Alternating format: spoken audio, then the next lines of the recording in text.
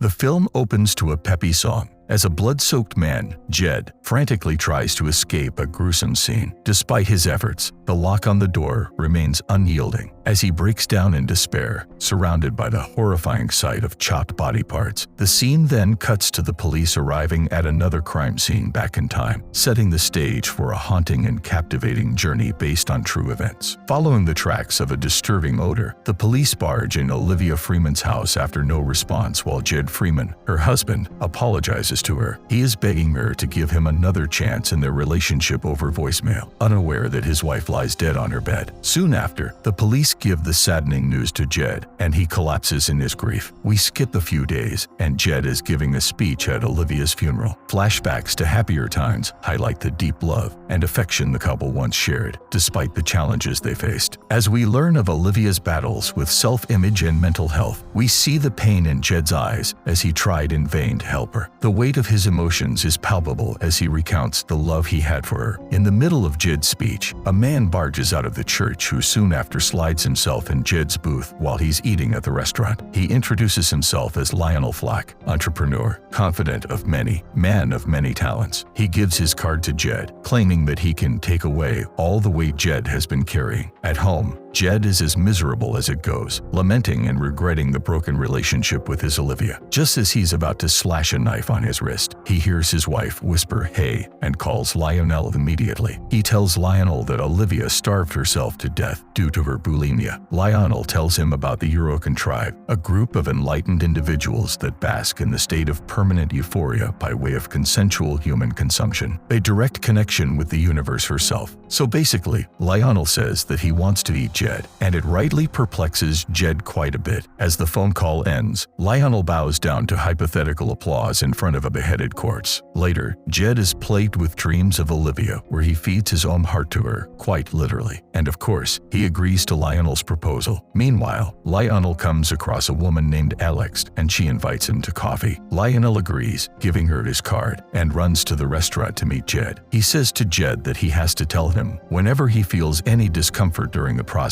and makes him sign a contract of full consent. He sneakily pours something in Jed's drink and takes his cell phone as they leave for Lionel's place. Some more alcohol later, Jed puts on a hospital gown while Lionel plugs in the iron. Jed's condition seems to be getting worse. While Lionel is explaining the erotic picture frame of his mother in the living room, Jed throws up in the fishbowl. Step 3 of Lionel's process beckons, and he injects something in Jed, which makes him numb. Then things get bloody. Lionel cuts off Jed's middle finger and proceeds to cauterize it with the iron. Jed doesn't feel a thing. Quite disgustingly, he cooks the finger and proceeds to chomp on it like it's a chip. Later at night, Jed starts to feel pain in his mutilated finger and takes some pills for it. He continues to see visions of his dead wife, haunting him. He finishes the bottle of pills, not dying surprisingly, and Lionel is pissed that his friend tried to leave him when they were just getting close. Next morning, Jed calls out for Lionel, but he's not in the house. Instead, he has gone away to meet Alex, while Jed continues his alcohol intake and finds that Lionel's goldish Bermuda has died. He proceeds to wash up, change clothes, and leaves the house. At night, Jed brings a new goldfish, but that's just when Lionel arrives. He doesn't suspect a thing, fortunately, and confronts Jed about his attempt to end his life. Afterwards, they continue the procedure. Jed is bound to a chair when Lionel saws off his right arm, but it's different this time because Jed is yelling out in pain. After slashing half his arm, Lionel makes him take a myriad of pills, and the sight is gruesome as the arm is yanked off. Jed passes out and his shoulder is cauterized. Lionel then cooks and consumes the new flesh, almost moaning in pleasure.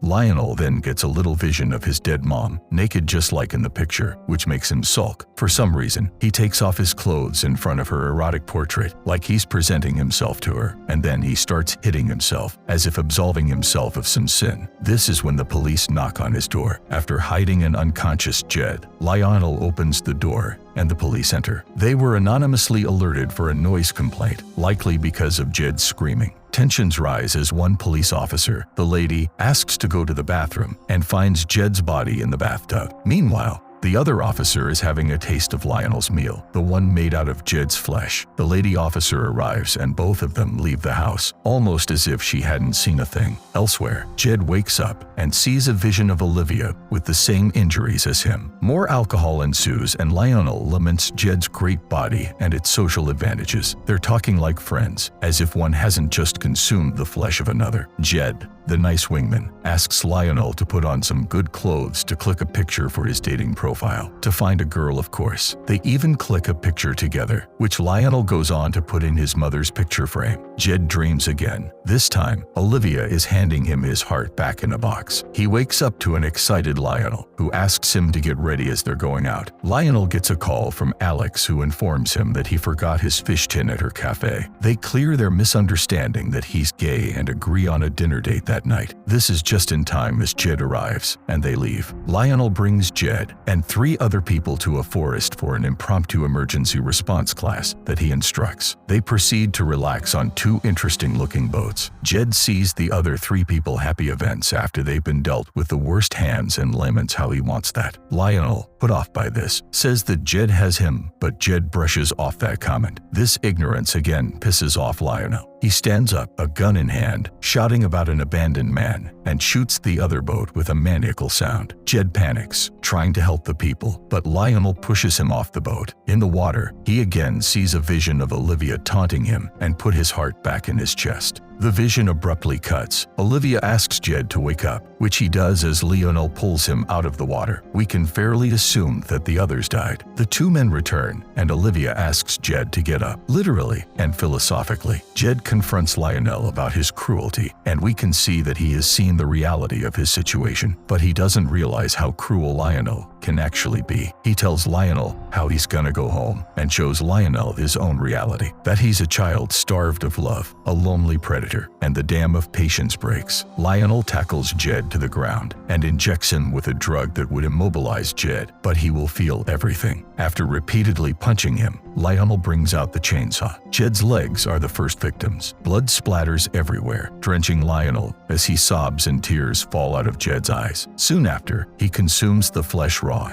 and sobs even more, getting so loud that he destroys the kitchen using Jed's leg as a bat. This is when the phone rings and goes to voicemail. Alex's voice echoing around the house as she reminds Lionel of their date. Shouting an epithet, Lionel washes the blood off himself, dresses in his best clothes, and takes the train to his date. Meanwhile, Jed is in the freezer. His breaths grow faster as he stares at the severed body parts of dead, very dead people. People who were lured in by Lionel with the same promises of seeing their dead loved ones. We cut back to Lionel talking to Alex, specifically about his current situation in metaphors. They do end up kissing, even if it's awkward. Alex proposes that they finish their food so that they could meet up at her place later, for which he agrees. This date almost seems normal, except for the fact that Lionel says that he wants to eat Alex's skin. He does cover up for that weird comment though, but we can see him getting fidgety because he can't act on his urge. The dam of patience breaks again. He picks up the knife and rushes to the bathroom, where he finds Alex and stabs her dead without a word. Then, he starts to stalk back home with the restaurant's lamp in his hand, only pausing to remove his wig. Back in the freezer, Olivia tells Jed that they do not belong here. He tells her that he can't leave as Lionel has taken everything from him. But Olivia points to his heart and says that not everything has been taken. They tell each other "I love you," and Jed finally smiles. His wife believes in him, and he's not gonna give up. He wakes up, and the drug has worn off. A huffing Lionel gets back home, throwing the lamp in his lamp collection and brutally cooking a piece of Jed's leg. Suddenly, the police arrive and Lionel scrambles away. For some reason,